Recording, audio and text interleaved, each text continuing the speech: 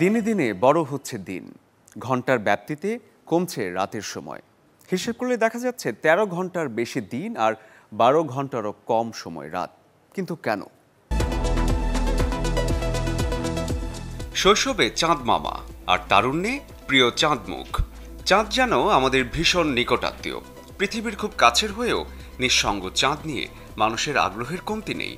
কিন্তু এই নিকটাত্মীয় ক্রমশই দূরে সরে যাচ্ছে, যার ফলে বাড়ছে দিনের দৈর্ঘ্য। কিন্তু চাঁদের সাথে দিনের সম্পর্ক কি?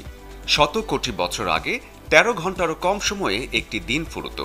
কিন্তু ২০২৪-এ দিনের কতটা সময় ধরে গরমে আর ঘামে ভিজতে হয় তা নিশ্চয়ই সবার জানা।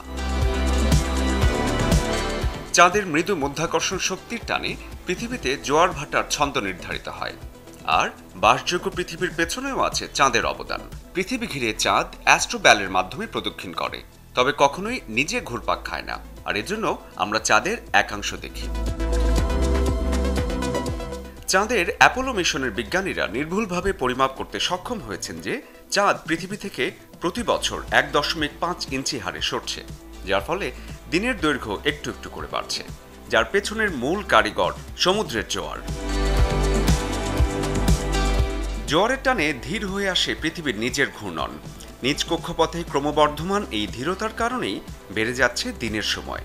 ১৬০০ শতকের শেষ থেকে পৃথিবীতে দিনের দৈর্ঘ্য প্রতি শতাব্দীতে গড়ে প্রায় ১.০৯ মিলিসেকেন্ড হারে বেড়েছে, যা এখনো চলমান। শরীফুল হক, চ্যানেল 24।